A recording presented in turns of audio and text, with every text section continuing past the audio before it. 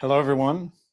I'm Daniel Rubenstein. Today is September 2nd, 2024. This is the live daily briefing of the Israeli Citizen Spokesperson's Office. We are live on Instagram, X, YouTube, and LinkedIn, and available afterwards wherever you get your podcasts, Apple, Google, Spotify. Please start submitting questions in the chat, in the comments, and as always, like and subscribe to help us reach a wider audience. Today is day 332 of the October 7th war. The people of Israel continue to mourn the 6 hostages that Hamas executed a few days ago. The 6 murdered hostages were shot multiple times from close range, execution style. It was another reminder that Hamas is an enemy of humanity, a barbaric terrorist organization with no regard for human life. We are now in a period of intense diplomatic activity that could determine the course of the October 7th war. Many world leaders issued statements after news broke that Hamas executed 6 hostages. I want you to listen closely to the statements because there's a common theme to all of them. Here are 3 examples of statements. US Secretary of Defense Lloyd Austin said, "Hamas will be held accountable and we must swiftly conclude a deal to secure the release of the remaining hostages." The Prime Minister of Canada, Justin Trudeau, said, "Hamas must release all hostages, lay down its arms, and have no future in the governance of Gaza. Leaders must reach a deal to bring the rest of the hostages home and end the violence." The Foreign Minister of the United Kingdom, David Lammy, said, "Hamas must release all the hostages immediately, and all sides must accept the deal on the table to end this war." There is the demand of Hamas to release the hostages. There's the statement that Hamas must be held accountable, and there is also a call to reach a deal. Do you see the problem? There is a contradiction in these statements. What is the contradiction between demanding that Hamas be held accountable and calling for a deal? Hamas will only accept a deal if it means that Hamas can avoid accountability. That's why we're stuck. It's why the war that Hamas started on October 7th is continuing. I want to tell you something that frustrates me.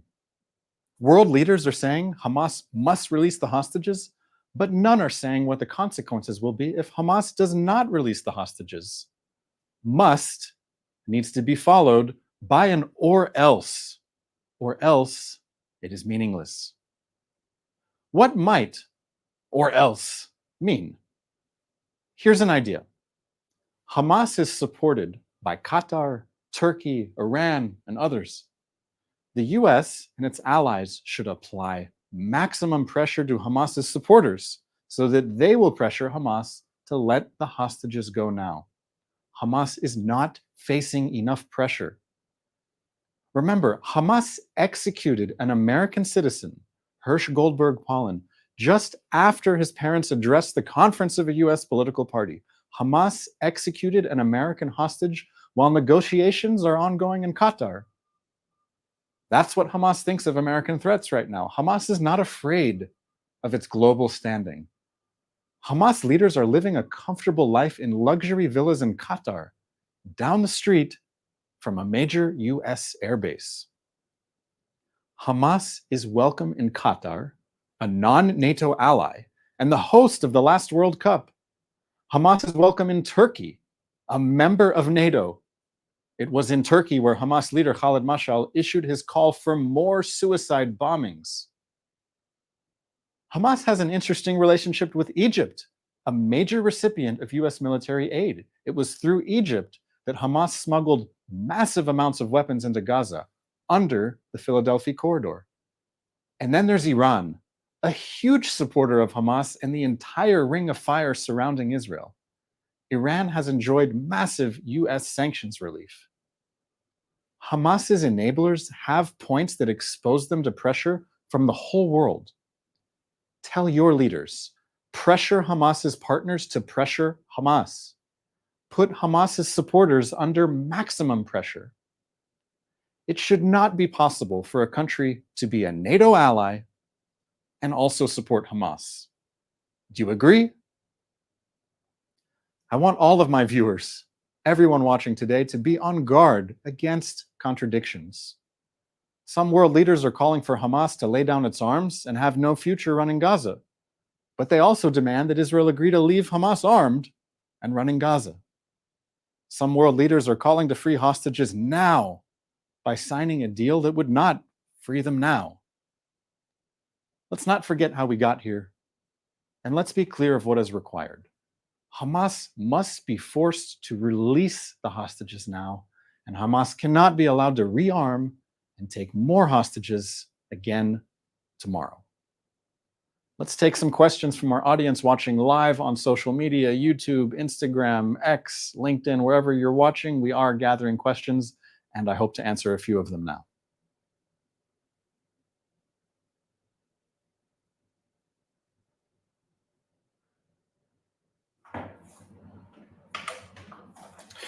Our first question today comes from Karen Gilkarov, who asks, are we still going to negotiate with Hamas knowing full well that it will never work? Israel is open to finding ways to achieve the aims of the October 7th war that Hamas started. Let me repeat what the aims of this war are. The first is the destruction of Hamas's military and government capabilities in Gaza. The second is the safe return of all of the hostages that Hamas continues to hold and has held for 11 months. And the third aim of the war is that Hamas will never be able to carry out another October 7th massacre. These are the aims of the war. There are military ways of achieving these objectives, and there are diplomatic ways of achieving these objectives, and Israel is pursuing both of these tracks in parallel. For months, Israel has been sending negotiators to Cairo, to Doha in Qatar, to see if there is a way to come to a deal. Until this point, there has not been a deal.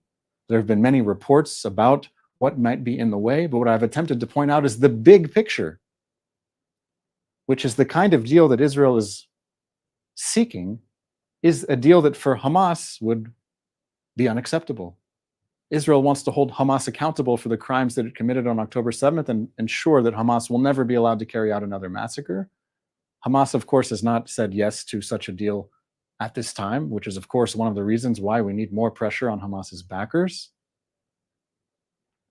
And ultimately, Hamas is using the hostages as insurance. It uses the hostages so that it can continue its war. If Hamas wasn't holding the hostages, Hamas leaders would be in trouble. So I don't envy the Prime Minister of Israel or any of the negotiators who are trying to find a way to achieve the objectives of the war and bring the hostages home. We must be open to any and all avenues with our partners in the region. This includes working with Egypt. It includes communicating with Qatar. It includes sending messages to Turkey. But in the meantime, the October 7th war that Hamas started is continuing. Hamas continues to fight in Gaza. It continues to fire rockets. It continues to fire anti-tank missiles. It continues to fire mortars. So on the one hand, the war is continuing. And in parallel, the diplomatic track is very active, especially this week. Our next question comes from EMJ on YouTube, who asks, why do you and other pro-Israel channels use the term executed? It lends Hamas actions legitimacy. Why don't you call it murder? They murdered the hostages. They didn't execute them. Hamas certainly murdered the hostages, as it murdered 1,200 people on October 7th when it invaded Israel. But in particular, these hostages, we know they were alive. They were in the tunnels, and Hamas decided to murder them. This word is correct. I choose to use the word executed because of the manner in which the murder took place. I have no problem using the word murder, executed, killed. Hamas, in this case, behaved in a manner like ISIS, shooting people in the head. It's a barbaric terrorist organization. I think the word execute is one level above murder. Murder sounds like it could be also an everyday crime, but what Hamas done is even worse than that. Above first-degree murder, the conscious decision to execute hostages that it has held in barbaric conditions since October the 7th, murdered, executed. Choose the word you like. Our next question comes from Sammy on YouTube, who asks, are hostage body recovery operations rescue operations or recovery? What should we call them? Aren't we rescuing the bodies from the hands of Hamas? Well, I love these questions about word choice because it's something that I think about a lot as I'm writing, whether this daily briefing or my own tweets. Again, I don't have a qualms with rescue, recovered, retrieved. There may be different words used in Hebrew, but when I hear the word rescue, I'm thinking of the standard use of the word rescue, which is that someone was in trouble and they were saved. Unfortunately, for many of the hostages, it is too late to save them. What we do owe them and their families is a proper funeral in Israel and some modicum of closure. So, whether the bodies are rescued, retrieved, brought back into Israel, we're speaking about the same thing. Personally, I'm less inclined to use rescue unless they are brought out alive, because that to me is what the word rescue means. But in any case, we are bringing them home. We want all of them home. Every hostage that Hamas seized on October 7th, whether dead or alive, we want them home. The next question comes from Linda Lita _Lou on Instagram, who asks, why hasn't Israel finished all operations in Gaza until now and freed all the hostages? Well, Israel is facing an enemy that prepared for this war for years.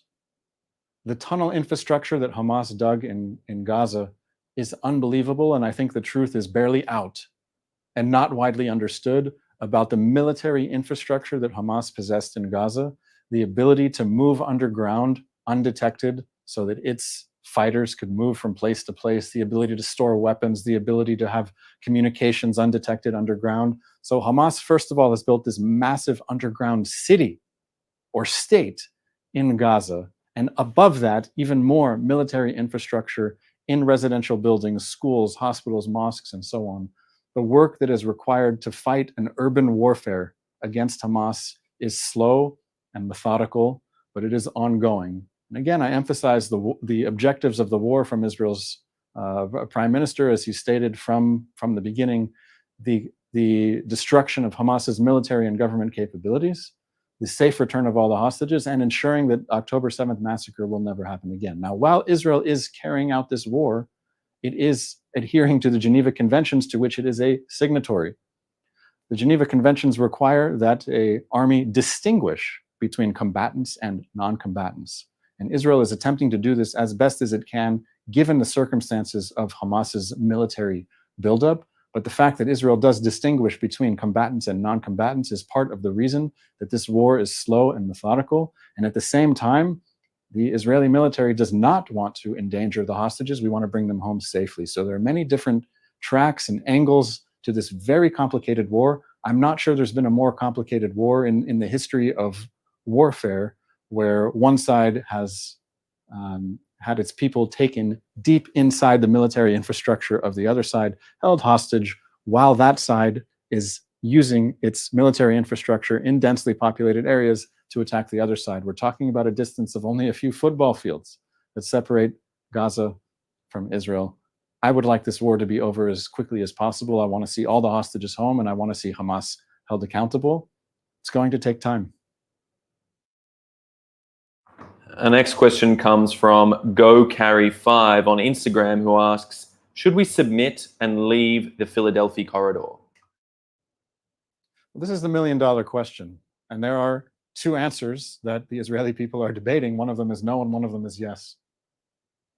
The no is easy to understand. Of course, we should not leave the Philadelphia corridor.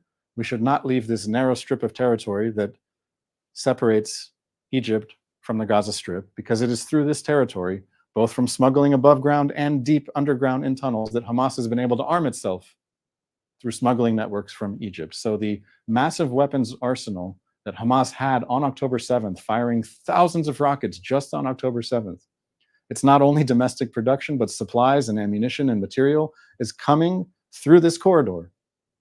So if Israel's military objective, if its political objective is that October 7th massacre can never happen again, that Hamas can never be allowed to rearm, then of course the Israel Defense Forces needs to remain on this territory. Okay, this is an intense debate within Israel right now, because you have voices that have said it may be possible to leave this corridor so that we can have a hostage release agreement. This is the one sticking point between Israel and the Hamas negotiators, according to the reports that I'm reading. We don't know exactly what's true. We don't know what deal is actually on the table. We don't know what's being asked of Israel.